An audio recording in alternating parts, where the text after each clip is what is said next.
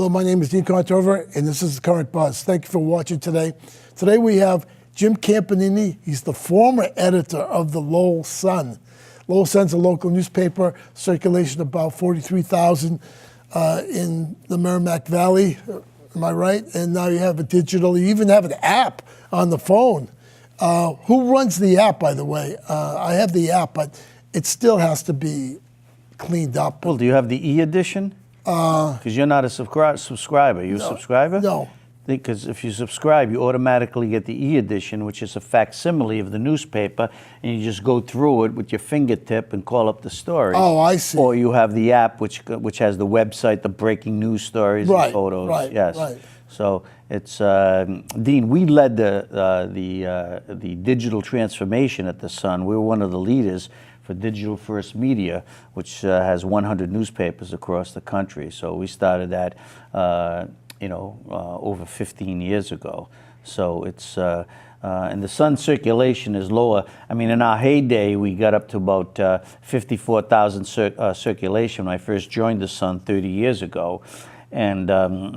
But it's been, like all newspapers, the print circulation is decreasing, and the Sun is probably around 21 to 24,000 between daily and the Sunday product right now. All right. But the explosion has been in the digital end. Right. I mean, the Sun newsroom website gets about 5 million to 6 million page views a month, and now we're selling subscriptions. The digital subscriptions are still small, but they're gaining.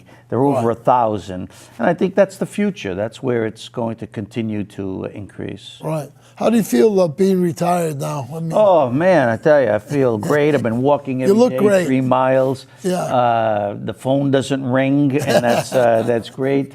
No responsibilities. I mean, I miss the people. I miss the job. And Right. you did that. It was my career, 43 years in the news industry, and I'm blessed because I worked with some great people at the Sun and also the other newspapers I worked at. But I made it through. I survived till the end, and I retired. And I was very, very happy. But it was bittersweet because I just loved the job. I mean, where else can you do something different every day? Meet someone new. The stories change. Right. It was fun. It was really Speaking fun. of stories, you want people to call in regards if they have a story or perceived a story. Well, we have some, we had a lot of good community participation while I was there. I mean, and the Sun still recognizes that, and people should continue to call in and even take videos, photos, send them in. Oh, is that right? You can do that? We do that. We have a community page, and we. So if there's a car accident or something like that, and they're on the that scene. happens every day now. I mean, Right. we have a Facebook page, Twitter accounts. We post those things, and the Sun is still very, very active. The people who are there, the reporters and the editors. So that's ongoing. What person do you remember specifically in Lowell or Greater Lowell that you won't forget? I know there's many players, but. I mean, there's a lot of them. I mean, the Lowell area, and that includes Chelmsford and all the communities that we cover, it's been blessed with good officials, elected officials. And I say that. I mean, we haven't always agreed with them. I mean, I wrote editorials for years, but it was never personal. And that's the great part about this job. When I announced my retirement, I got calls from people I least expected it. One of them was Bernie Lynch, the former town manager in Chelmsford, and the city manager in Lowell. I mean, we butted heads over policies, but it was never personal. And that's what Bernie even said on the phone. Why? You didn't expect my phone call? I said, well, you'd be one of the people I didn't think. He says, hey, listen, we always we always did get along on, whenever we saw each other and talked to each other, but we had some differences over some policy issues. That's what it was. Yeah, right. And so I respected people who disagreed with me. It wasn't, who would want someone to agree with you all the time? We'd all be the same. And as an editorial writer and as a newspaper, our viewpoint was always, we were conservative fiscally, socially we were moderate, but we were the watchdogs for the people. We always took the little people approach, Right. and were concerned about taxes getting out of control. Corruption too? Well, absolutely. We had some great investigations while I was at the Sun. So it's and I hope that continues. I hope that continues at the Sun. I read an editorial. You take a shot at the state police in regards to their overtime. Absolutely, yeah. I mean, that was jolted public confidence and trust. I mean, just to think, you look up to the men and women who are the state police officers. Right. They have a lot of good, hardworking individuals, but a group of them, I mean, were putting in falsifying their time cards and getting paid for work that they didn't do. I mean, that's not our state police, and it doesn't reflect the vast majority of them, but some of the administrators and some of the F Troop and E Troop people, you just exploited it. That's terrible. It was terrible. You think there should be turnover in regards to F Troop and E Troop? Well, the governor has now he's named a new leader. Now, one of the best editorials I wrote in the last few months was I said that they should go to a civilian leader. Someone who has a financial background. Let the commander run the day-to-day operations with the force, but have an overseer, and a civilian overseer. This day of letting the police police the police, I think it's over, especially at the state police. This scandal was terrible, and it's still going on. 46 members of that state police workforce have been indicted. That's that's not a little thing that's going on there. It was a culture. Who set that culture? Who set that tone? It's got to be eradicated. And who knew it before? Yeah, it was been going on for years. They weren't even putting in their records to the state to be audited, and it's a state law. All departments have to be audited every year. Who let them get away with that? So that's interesting. Does that answer your question? Yeah, that answer more than, I expected. No, Chelmsford people might want to know. The last editorial I wrote for the Sun on my last day, it actually ran the day after I left the newspaper on November 30th, was in support of the tax classification. The shift, from residential to a split business and residential and tax rate. You supported the split. Yes, I supported the split. I mean, after 20 years, try something different. This system could be tweaked, and I think the selectmen who supported this were mindful of a small shift, not something that was going to hurt the business population. I was really surprised by some of the comments made by business owners, like the sky was going to fall. That's not true. Like this tax classification would keep businesses out of Chelmsford. No, Chelmsford is a good community. And businesses come to look at communities and open their business for different reasons. They want good schools. They want a vibrant downtown. They want volunteers, participants, which Chelmsford all has. People care about this community, they do. And I think that means more to a business owner than anything else. And they care about in a workforce. Governance. That's right, and governance. And you've had strong governance for years. Yeah, right. And I think that's what matters to the most. And plus, you got a great opportunity to enhance that 129 corridor now. Yep. Hopefully economic development can get moving, because I think Bill Ricker has done a much better job in some aspects of that than Chelmsford. Well, I think they were talking about putting high-rises along that corridor of Route 3 in that section of Chelmsford. As far as I'm concerned, put them up. Let's go. We should have some mixed-use housing, some nice shops, restaurants along the bottom. That's what they need. And free parking. Free parking. What's that company that moved from Chelmsford to Kronos, yeah. What happened there? Well, I mean, I don't think anything. It wasn't that Chelmsford did anything wrong. They were looking for one space, a larger, expanded profile, and they got a great deal. I mean, the problem with economic development, and you got Paul Cohen. He's a very good, astute manager. I mean, you just can't give tax breaks all the time to these communities. It's got to be balanced with everything else and what you can afford. Now, they got a pretty good deal going into Lowell because they're a new business. They're coming from Chelmsford, a mature business coming into Lowell, and they got a pretty good deal, space that fit their new needs. Okay, and free parking. So that's what it was all about. Right. But I don't think it had anything to do with Chelmsford losing a business. No, this was a corporate decision, and I think they were looking for. I mean, the players, the people that worked there, didn't move, across country. They just, they stayed in their homes, whether they were Chelmsford or Westford. But they needed more space. They have added on employees. And they do have a great facility there at Cross Point, so it worked out well. So, right. I mean, they're still in the region. Everybody benefits.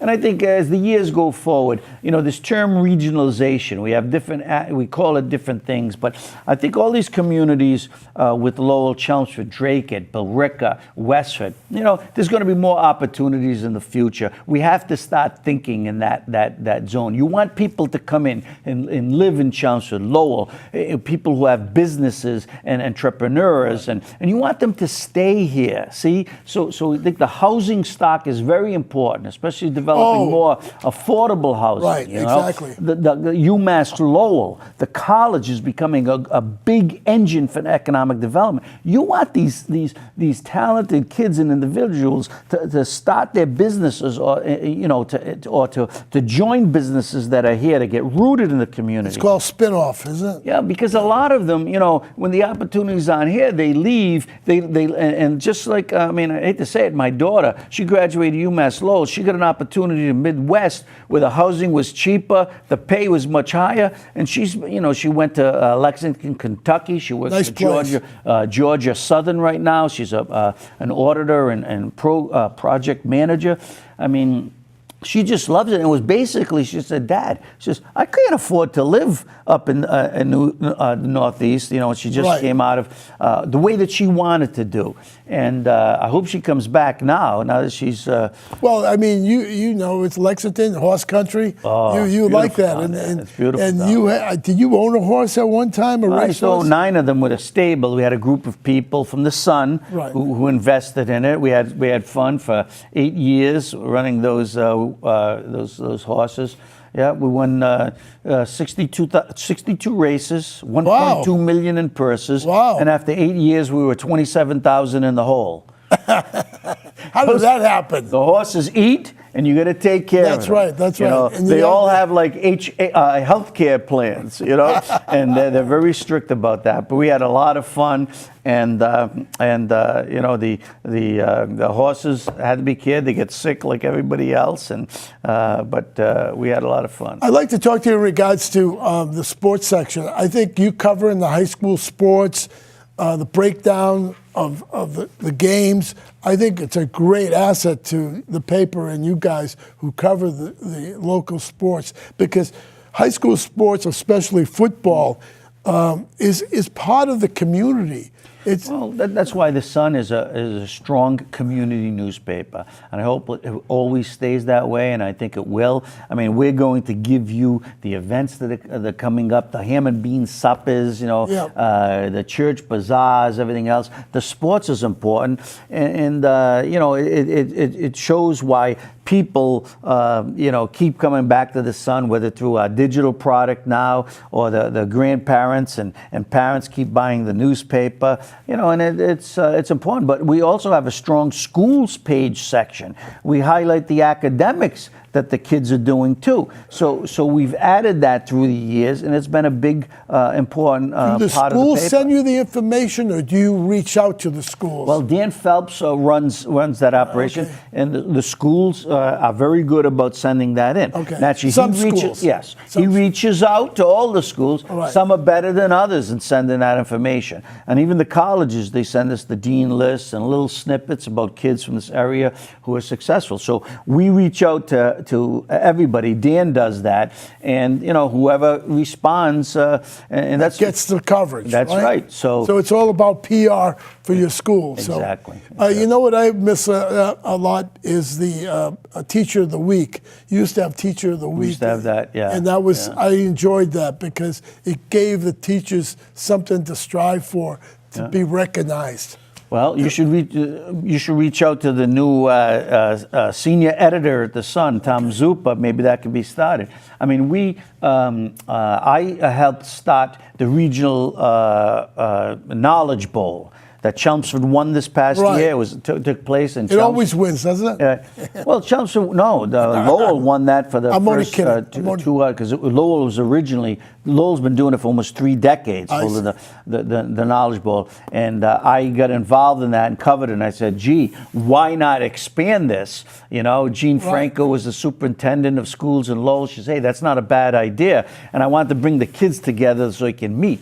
Well, Jay Lang was good enough that first year. I mean, they didn't have any. We love Jay Lang. Yes. And Superintendent Lang put together a team, sent the kids over. He knew they weren't going to win that first year. They didn't know, but boy, look at the last 2 years. And Tingsboro won it 1 year, and then Chelmsford won it this past year. It was very, very good. It was close competition. Chelmsford pulled away in the last 2 or 3 minutes. And those kids are amazing how they hit the buttons just like the TV show. They got the answer, and you're still trying to figure it out, And the mathematics and science questions. I mean, we have some good schools in this area. Dracut, Billerica takes part, Tingsboro, Tewksbury, Chelmsford, and Lowell. And you'd be fascinated. And the parents come and they bring their aunts and uncles, and the kids are up there. These kids don't get a chance to shine every day. Yeah, exactly. And they're great. They wear little uniforms and stuff. And you know what? I was proud to be part of it.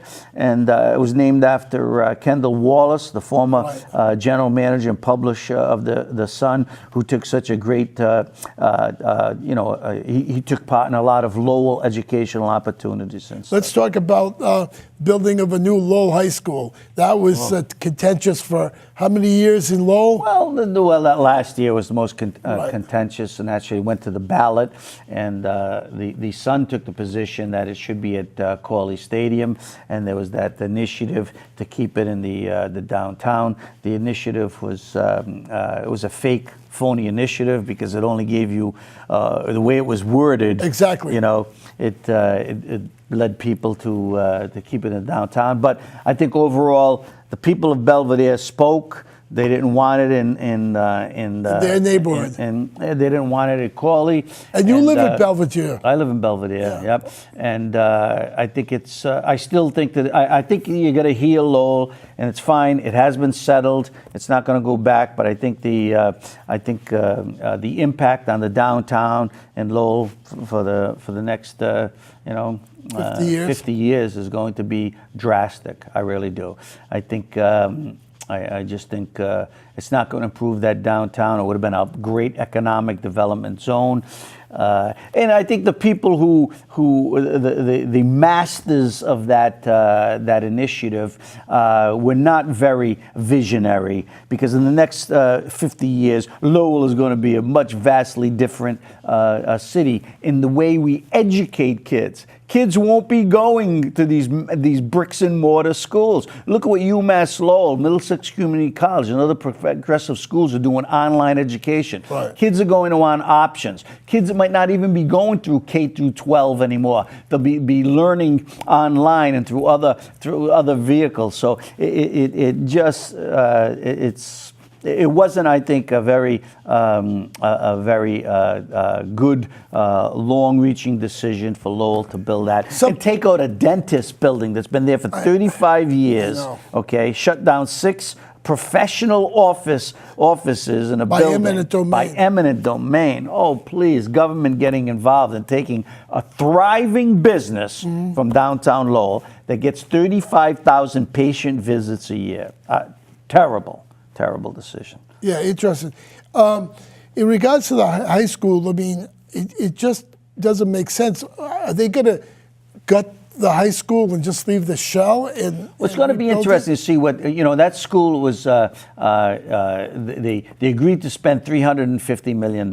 When the final price comes in, now that's a figure from 3 years ago. Right. All prices have increased. Yeah, they say it goes up 4% a month. Okay, what you wanted to build for $350 million is going to come over $400 million when they get the figure. Right. So now if you stick to the $350 million, you're going to start taking things away.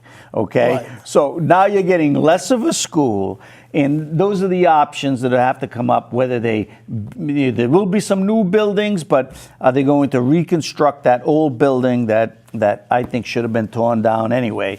So they've got a lot of challenges ahead, a lot of decisions to make, and when people see, taxes are already going up this year, 3% in Lowell. When they see the crushing figure they get for 30-year debt exclusion on that school, I think people are going to get weak-kneed and clutch their pocketbooks. Do you think that in regards to, some people say it was kept downtown for the nonprofits? Do you feel that way? I mean, no, I think that was a factor, but no, I think people were looking at the historic perspective. They made a phony argument about the minorities couldn't walk to school. That was phony. Yeah. I mean, once again, do you think kids in the next 5 years will be bused to school? There'll be driverless cars, driverless buses. Probably. Kids find a way to go to school. They walk to school now. They could walk to college. I mean, this is why people in charge are given the big bucks to formulate plans to how to get people from place to place. Okay, we took the creative ability. They didn't want to be creative. Okay, they were shut off, and I hate to re-argue this case, but it was bad on so many levels. Okay? A neighborhood just didn't want the school at Corley Stadium. With Uber, do you think the regional transportation companies will no longer exist, where you have to go from the Highlands to downtown to the train station, wait for another bus? I'm not saying they won't exist, but right now they have monopolies.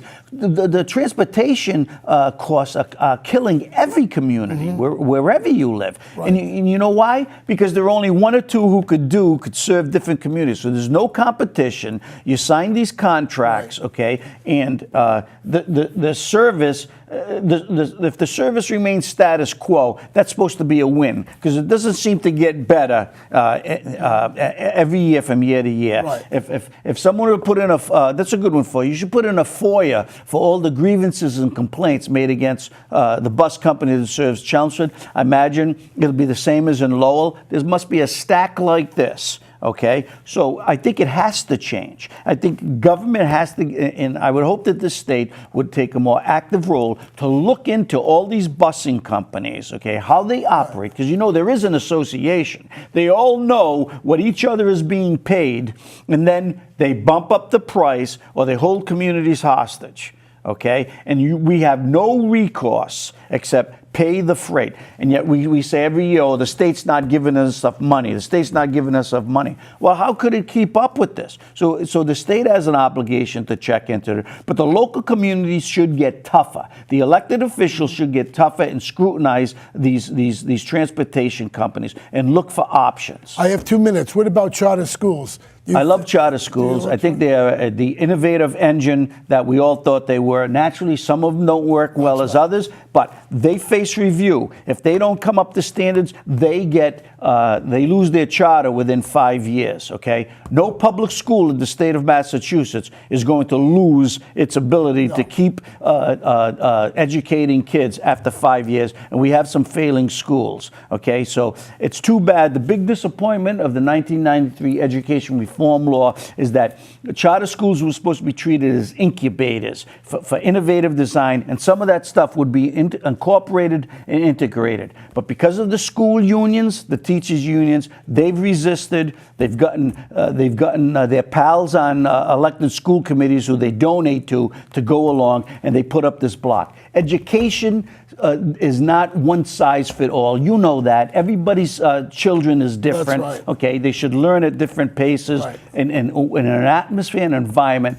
that pleases them. So this is a big disappointment right now in Massachusetts, because I think all these schools taken together, both public, which a charter school is, and private, should be more integrated in thinking about the benefits for our kids, okay? Not fighting about pensions for teachers and how many hours we work in the classroom, okay? Can we have you come back next year? Only if you want. I want you to come back. I want to thank you for coming on. Well, thank you. Yeah, I think.